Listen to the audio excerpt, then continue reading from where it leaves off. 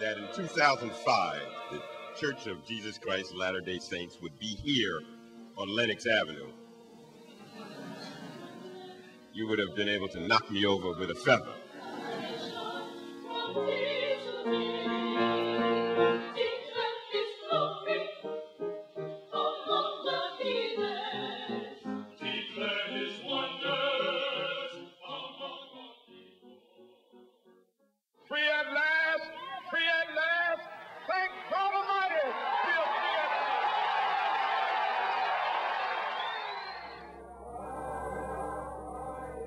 It had been 15 years since Martin Luther King Jr. delivered his I Have a Dream speech, and 14 years since the Civil Rights Act banned discrimination in education, employment, and public spaces.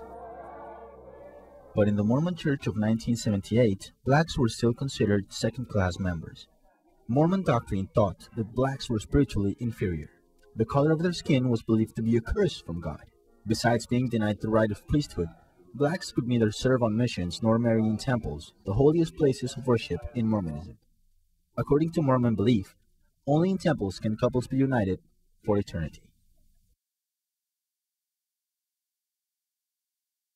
In 1978, then prophet Spencer Kimball received what Mormons call a revelation, which they believe comes directly from God.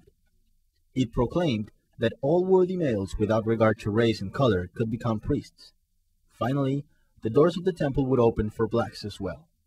I think it came to a head not just because of the civil rights movement in the United States, but because worldwide Mormon missionaries were getting into areas where African blood was very hard to discern, especially Brazil, many other places, and it was really inhibiting the missionary work. But today, less than 30 years later, the once all-white church is reaching out to Black America's most celebrated neighborhood, Harlem.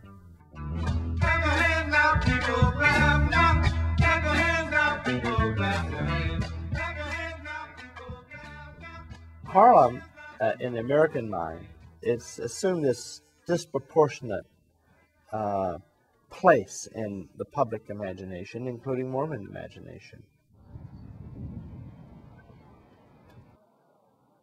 Of course, Harlem's very changed what it used to be. And it's partly a myth of what they're doing. But in myth comes certain certitudes.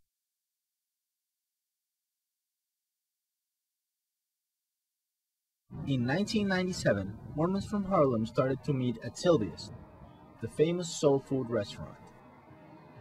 Once we moved to Sylvia's, I think we were lucky if we had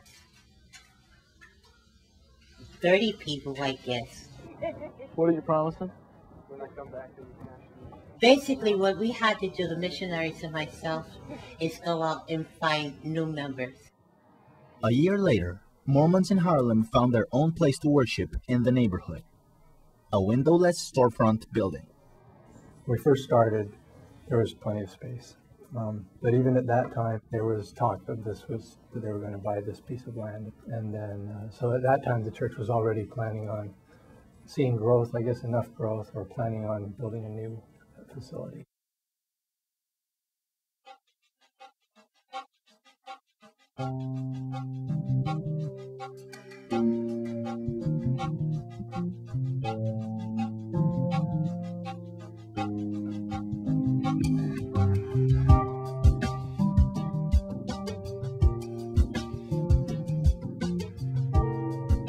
It's 31,000 square feet, the chapel here seats 200 people.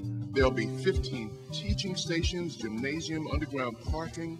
2 congregations will be conducted in English and in Spanish here at this facility. After 7 years squeezed into the 150-seat chapel, the more than 400 members of the Harlem congregation got a new place to worship. I know that's probably a big radical shift, a seismic shift, if you will, for them to come into Harlem. You know, they're making a very political move, I guess. They need to recruit new members. Located at the heart of Harlem, on Lenox Avenue, the new building has attracted curious bypassers. Some of them, like Gregory Smith, have become members of the church. It gives you more love. They open their arms up to you. Hey, we're out talking to people about Jesus Christ today. Some people in the neighborhood still look at Mormons with suspicion. Why would they want us when they have hated us all these years?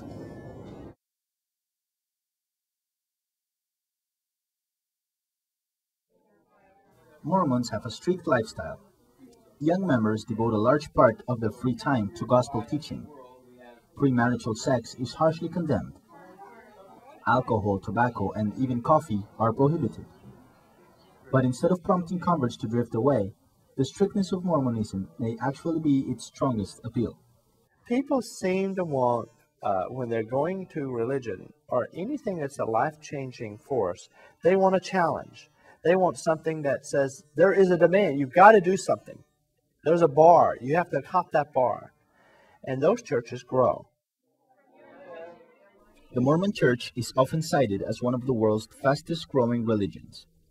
But in fact, numbers published in the church's website show that the number of baptisms has fallen from over 321,000 in 1996 to about 241,000 in 2004. In the same period of time, the number of full-time missionaries has remained practically the same. So how have the Mormons been able to recruit so many new members in Harlem in spite of the church's racist past?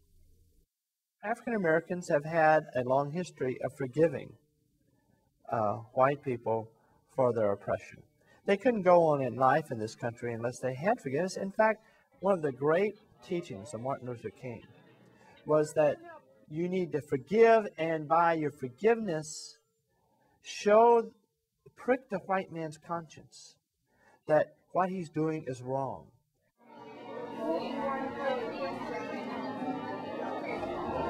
Mormons have also provided services to the community, including the sponsoring of the first football team to come out of Harlem in 62 years, the Hellfighters. The Church of Latter-day Saints has been very kind to this program. They even sent a couple of high school men, young boys, to play in the program. They've even sent one of their coaches.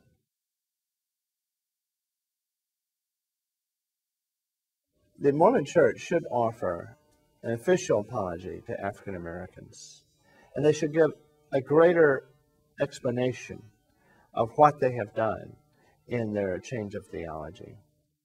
I don't think it would make a difference. I think people who don't like the church, don't like us, would still continue to find reasons not to like us. I don't think the church does think that they owe an apology to black people. And it goes back to this revelatory theme. The way it's conceived now is that this was what they were told to do, and they did it. With or without apology, African Americans are joining the Mormons in Harlem, a neighborhood known for its many churches. American religion is competitive. So there's a new competitor on the block. Will it become a Walmart, or will it go out of business? We'll see.